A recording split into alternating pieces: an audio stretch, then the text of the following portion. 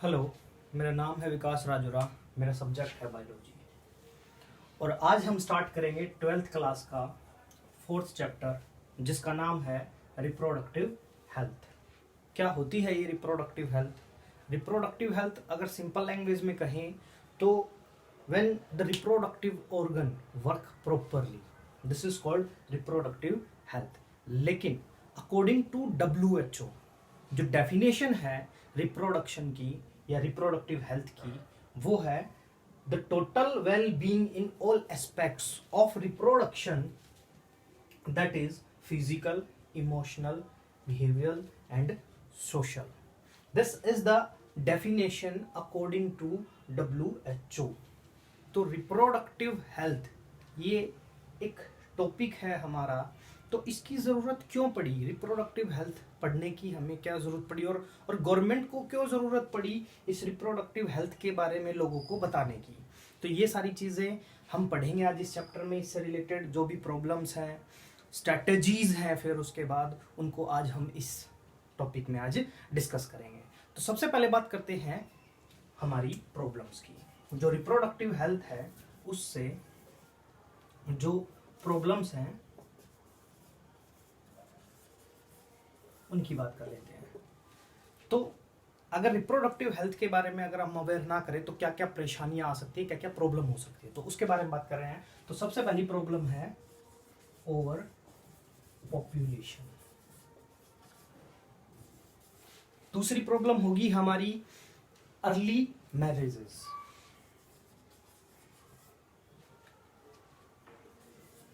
Early marriages. Third होगा maternal mortality rate, ये increase हो जाएगा। फोर्थ, इन्फेंट बोले तो बेबी मोर्टिलिटी रेट, मोर्टिलिटी मतलब डेथ, ये इंक्रीज हो जाएगा। करियर की बात करें, अगर जैसे फॉर एग्जांपल वुमेन्स हैं, वुमन के अगर हम करियर की बात करें। छठा है अगर हम STDs की बात करें, सेक्सुअल ट्रांसमिटेड डिजीज। अगर हम रिप्रोडक्टिव हेल्थ के बारे में अगर लोगों को अवेयर नहीं करते हैं तो उससे ये प्रॉब्लम हो सकती है। Over population, early marriages, maternal mortality rate, infant mortality rate, career और STDs, ये प्रॉब्लम होगी। अब इन प्रॉब्लम को सॉल्व करने के लिए कब से हमारी गवर्नमेंट कोशिश कर रही है और क्या क्या तरीके हैं, क्या क्या टास्क गवर्नमेंट ने उठाए हैं इन प्रॉब्लम को दूर करने के लिए, चलो देखते हैं। तो क्या किया है गवर्नमेंट ने? तो हमारी जो इंडियन गवर्नमेंट है या हमारा जो देश है इंडिया, ये कब से लगा हुआ है इस रिप्रोडक्टिव हेल्थ को प्रमोट करने के लिए, या ये कह सकते हैं कि लोगों को इसके बारे में अवेयर करने के लिए। तो 1951 से हमारे इंडिया में ये रिप्रोडक्टिव हेल्थ के बारे में लोगों को अवेयर करने की कोशिश चल रही है या हम कर रहे हैं। तो 1951 में कैसे अवेयर किया? तो एक प्लान और कुछ प्रोग्राम्स चलाए गए लोगों को अवेयर करने के लिए, और उन प्लान का नाम था या प्रोग्राम का नाम था फैमिली प्लानिंग। सुना हुआ ही हमने फैमिली प्लानिंग। लेकिन जैसे जैसे टाइम बीतता गया, हमारा देश तरक्की करता गया, ये फैमिली प्लानिंग में इंप्रूवमेंट होती गई और आज ये प्लान जाना जाता है reproductive and child health care के नाम से। मतलब फैमिली प्लानिंग इंप्रूव होकर ये बन गया है reproductive and child health care, RCH। यहाँ से जैसे कि मैं हर वीडियो में बताता हूँ, क्वेश्चंस, बोर्ड की क्लास है, क्या इंपॉर्टेंट क्वेश्चंस हैं, तो ये आ गया हमारा पहला क्वेश्चन इस चैप्टर से। ये फर्स्ट क्वेश्चन है हमारा, RCH क्या है? Reproductive health, reproductive and child health care. क्या क्या स्ट्रेटेजी अपनाई गई रिप्रोडक्टिव हेल्थ को इम्प्रूव करने के लिए? तो देखते हैं हम क्या क्या तरीके अपनाए गए। सबसे पहला है awareness, awareness about reproduction, awareness about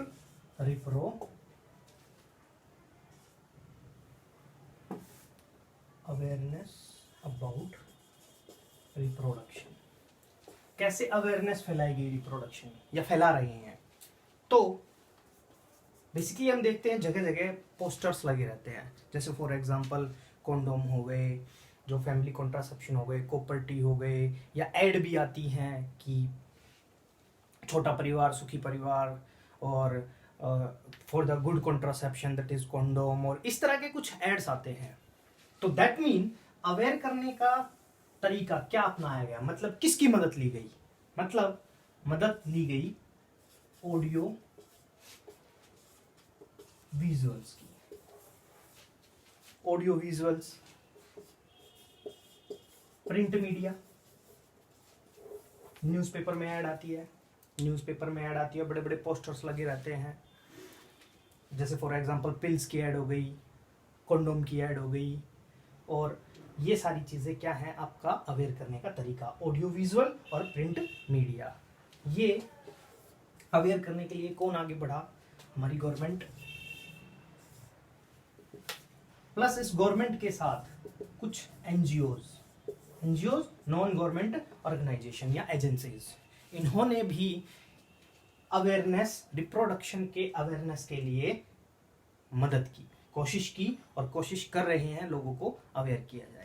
next, इसके अलावा और अवेयर करने के लिए किसकी मदद ले सकते हैं हम, या कह सकते हैं और कौन? पेरेंट्स, टीचर्स, फ्रेंड्स, ये भी रिप्रोडक्शन के बारे में अवेयर करते हैं और टाइम टू टाइम हमें बता सकते हैं। नेक्स्ट आता है उसके बाद sex education.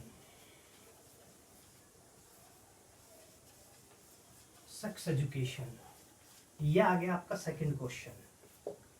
Sex education, question ये बनता है, is it necessary sex education in the school? क्या स्कूल टाइम में, in the school time, is it necessary in the school time, the sex education is necessary in school time? ये questions होता है हमारा।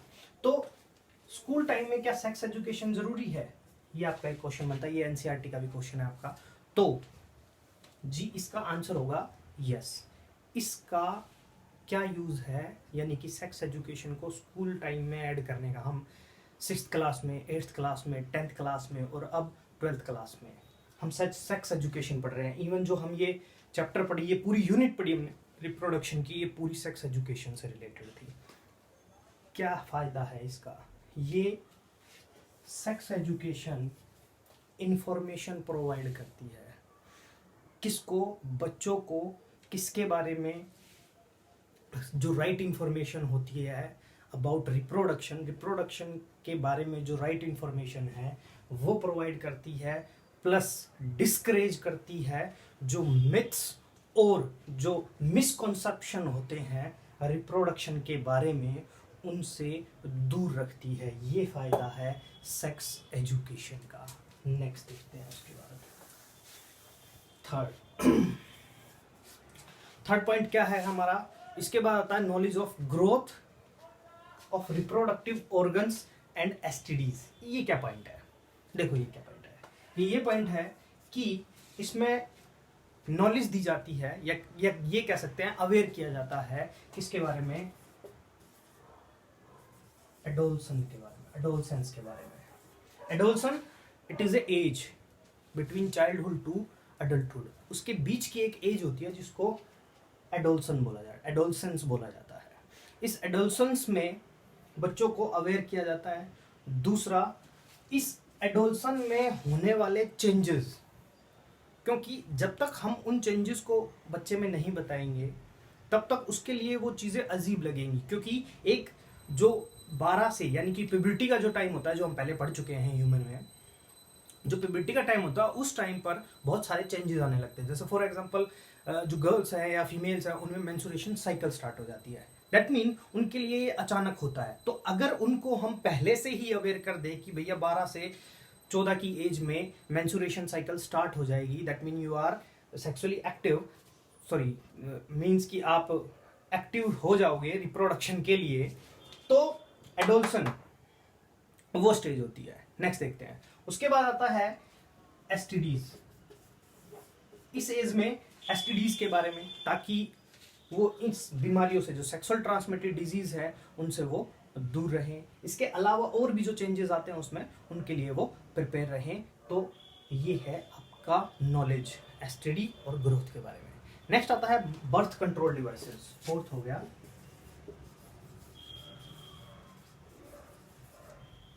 Birth control devices क्या है? ये birth control devices, हम सब जानते हैं बर्थ कंट्रोल डिवाइसेस क्या है।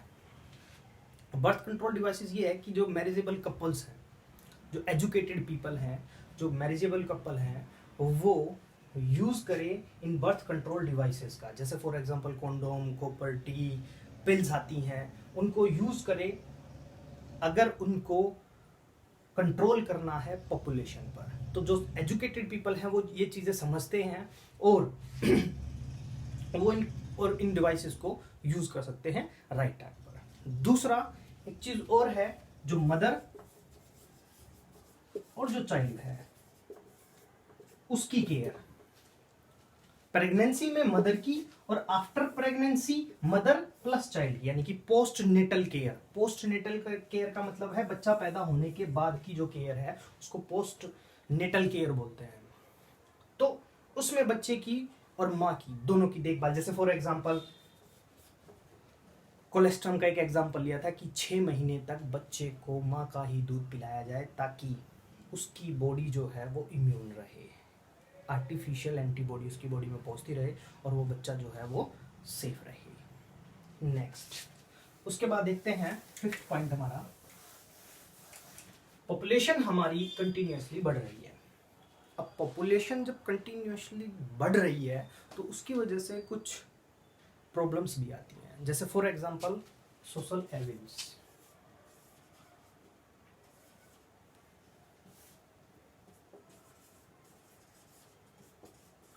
Social evils like sex abuse,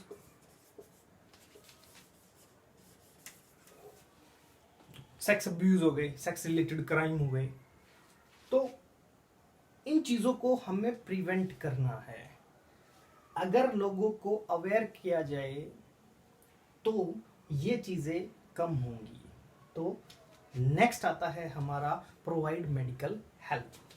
medical health, हम अगर रिप्रोडक्टिव हेल्थ को हमारी सोसाइटी में सही तरीके से इम्प्लीमेंट करना चाहते हैं तो उसके लिए हमें इंफ्रास्ट्रक्चर्स, मेडिकल फैसिलिटीज़ लोगों को प्रोवाइड करानी पड़ेगी।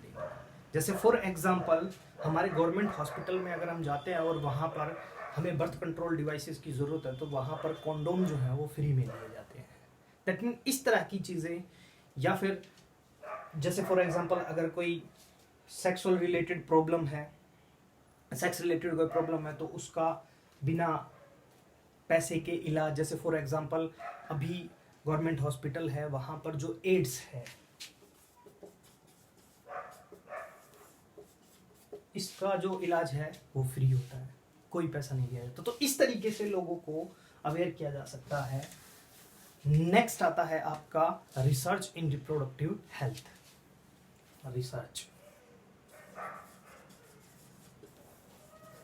इन रिप्रोडक्टिव हेल्थ, रिप्रोडक्टिव हेल्थ के एरिया में रिसर्च बिल्कुल टाइम टू टाइम क्या हो रहा है या इसके बारे में रिसर्च भी हो रही है। जैसे फॉर एग्जांपल एक एग्जांपल लेते हैं हम, CDRI,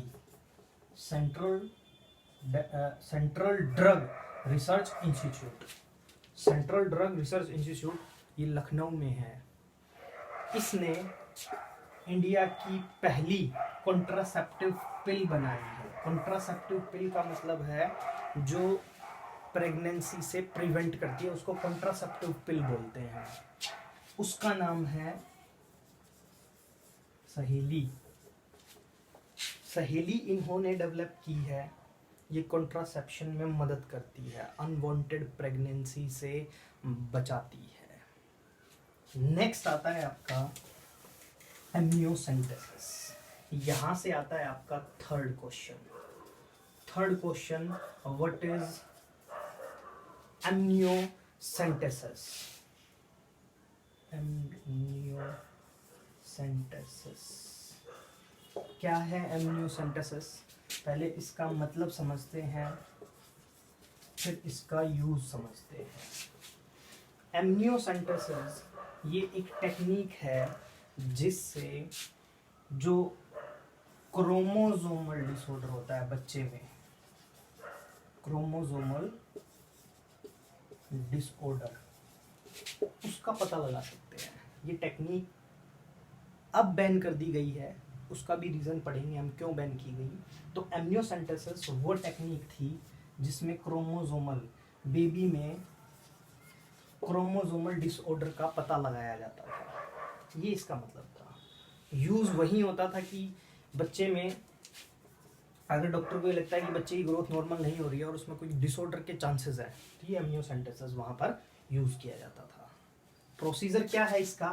इसका प्रोसीजर और देख लेते हैं कि एम्नियोसेंटेसिस में ऐसे कैसे सेक्सुअल डिसऑर्डर का, क्रोमोसोमल डिसऑर्डर का पता लग जाता है। तो उसके लिए प्रोसीजर ये था कि फॉर एग्जांपल ये यूट्रस है,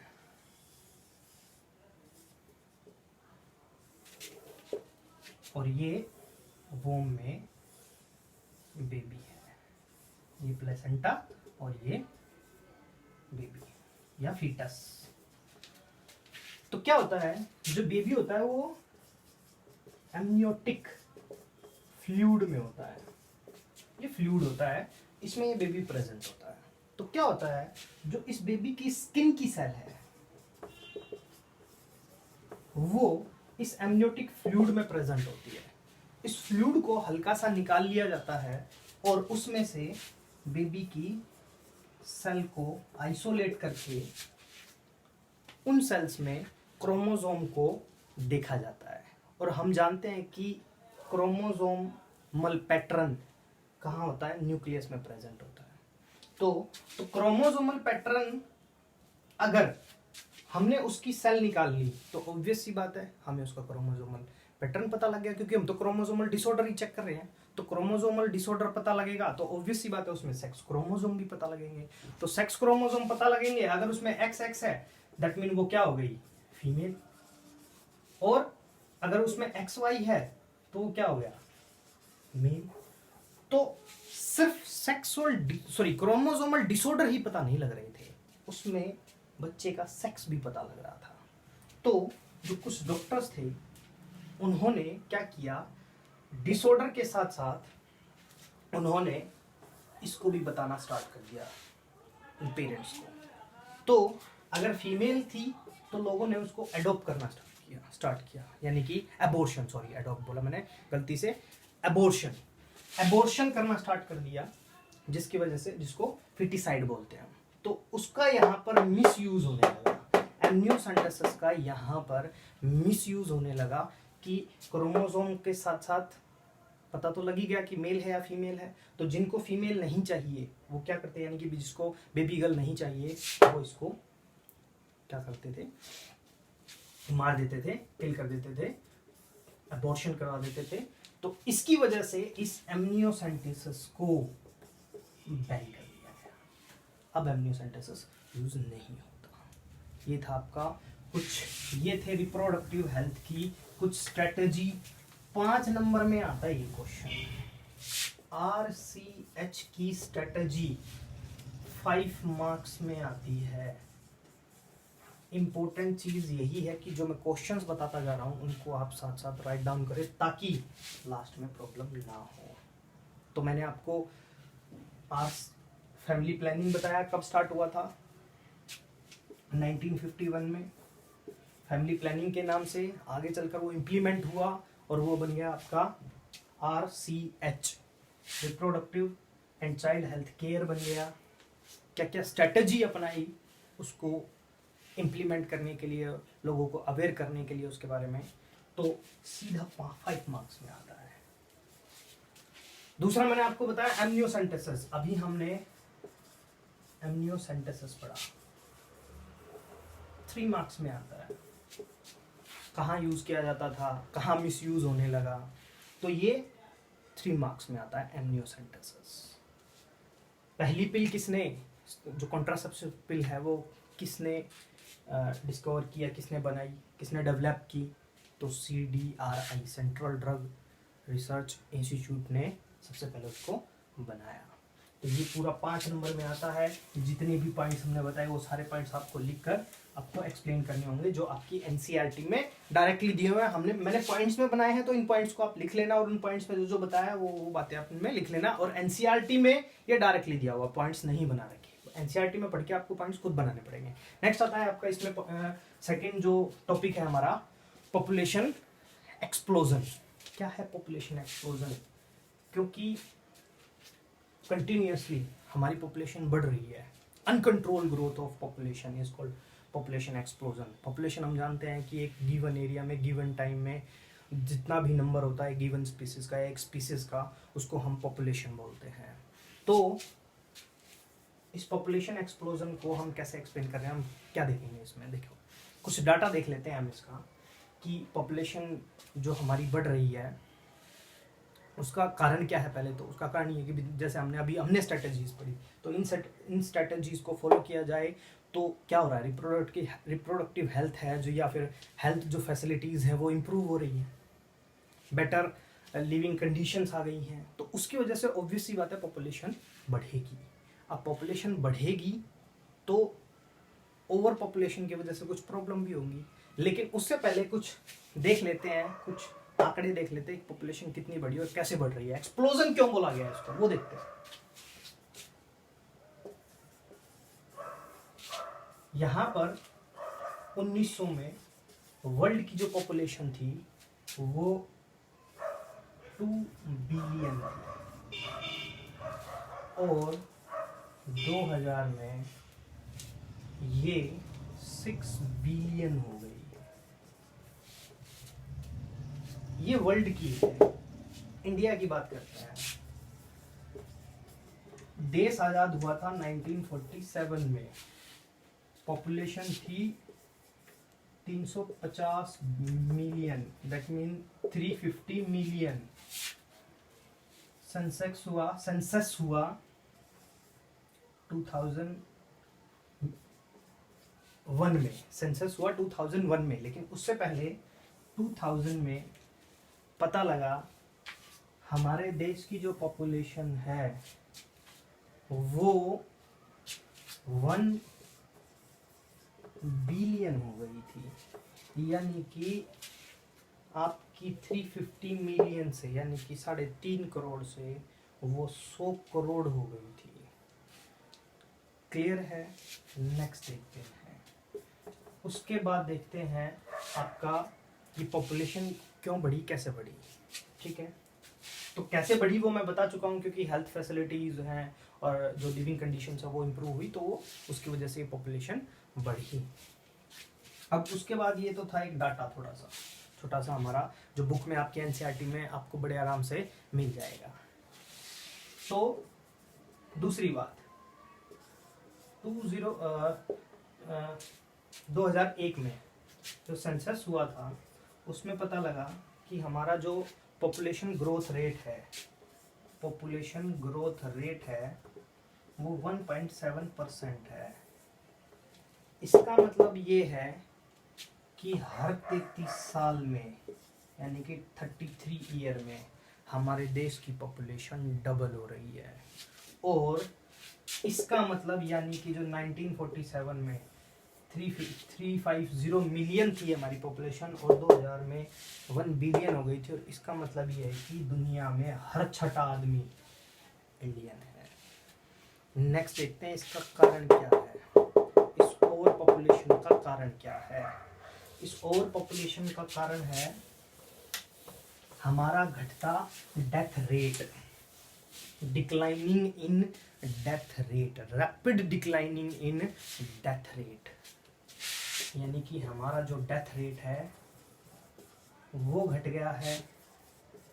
MMR यानी कि मैटरनल मोर्टेलिटी रेट घट गया है, हमारा इनफर्टिलिटी रेट जो है वो घट गया है, ये सब कुछ कारण दे रखे हैं जिसकी वजह से हमारा जो रेट है पॉपुलेशन के कम होने का, ये है वो कारण। इसीलिए हमारी पॉपुलेशन बढ़ रही है। अब पॉपुलेशन बढ़ रही है तो इसका मतलब कोई ना कोई प्रॉब्लम है। मतलब हम इतनी टेंशन क्यों ले रहे हैं कि पॉपुलेशन बढ़ रही है, तो हम इतनी टेंशन इसलिए ले रहे हैं क्योंकि अगर पॉपुलेशन इसी तरीके से बढ़ती रही तो आगे आने वाले टाइम में हमें फूड की, क्लॉथ की और शेल्टर, इन सब की प्रॉब्लम होनी स्टार्ट हो जाएगी। इसीलिए हम इतनी टेंशन ले रहे हैं कि जो इतनी ज़्यादा पॉपुलेशन बढ़ रही है। कंट्रोल कैसे कर सकते हैं? एक, एजुकेशन। लोगों को एजुकेट किया जाए, लोगों को बताया जाए कि ओवर पॉपुलेशन हो रही है तो इसके लिए आप कॉन्ट्रासेप्टिव मेथड्स यूज़ कर सकते हो। बहुत सारे कॉन्ट्रासेप्शन मेथड हैं जो हम यूज़ करके इस पॉपुलेशन को कंट्रोल कर सकते हैं। दूसरा, मैरिजेबल एज। मैरिजेबल एज का मतलब है कि भैया एज के लिए, सॉरी, शादी के लिए 18 फीमेल और 21 मेल, जो कि हमारी इंडिया में है लीगल। इस एज से हमने कोशिश की है इसको कंट्रोल करने की। दूसरा, फैमिली प्लानिंग। लोगों को अवेयर किया कि भाई छोटा परिवार सुखी परिवार, हम दो हमारे दो, इस तरह के कुछ लोगों को बातें बताकर स्लोगन से अवेयर किया गया ताकि वो फैमिली प्लानिंग करें और छोटा परिवार करें, बच्चा एक या मैक्सिमम दो। नेक्स्ट है आपका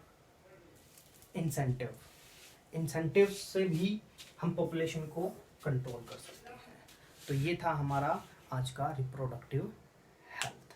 कल बात करेंगे बर्थ कंट्रोल मेथड। कल मीन्स कि नेक्स्ट वीडियो में बर्थ कंट्रोल, और सबसे इम्पोर्टेंट बात, क्वेश्चंस जो मैंने इसमें बताया।